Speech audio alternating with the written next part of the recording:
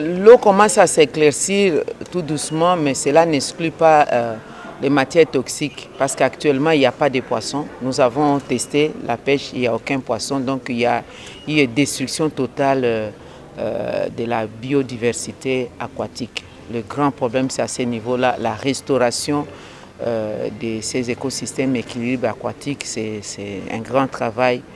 Et nous avions apprécié le fait que Katoka Mining est reconnu, n'est-ce pas, et que le gouvernement angolais est amplement informé et reconnu que ça vient de l'Angola.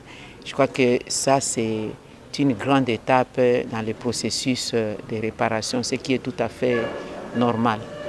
Non, lorsque je vous parle des éclaircissements de plus en plus des rivières, c'est qu'ils ont arrêté.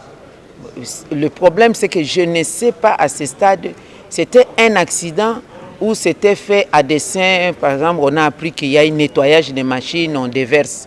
Nous attendons cette étape-là d'arriver sur place en Angola et questionner et voir.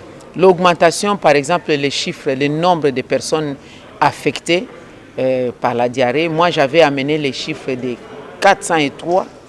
Les informations que nous avions. Arrivé sur place, la division provinciale de la santé nous a apporté 4502 cas et aussi 12 cas de décès, y compris les éruptions cutanées et les cas de maladies génitales. Ça, c'est quand même un élément nouveau de taille.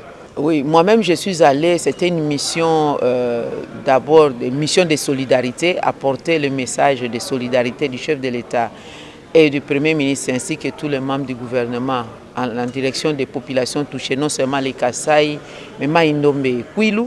Et j'ai été accompagné aussi des experts, des scientifiques sur terrain, mais les collègues ministres d'État au développement rural, ministre des Affaires sociales, ministre de la Santé ont apporté l'aide concrète. Il y a eu le médicament, les forages d'eau, le processus a commencé et aussi l'aide humanitaire, la nourriture pour soulager tant soit peu les familles touchées, affectées directement et indirectement.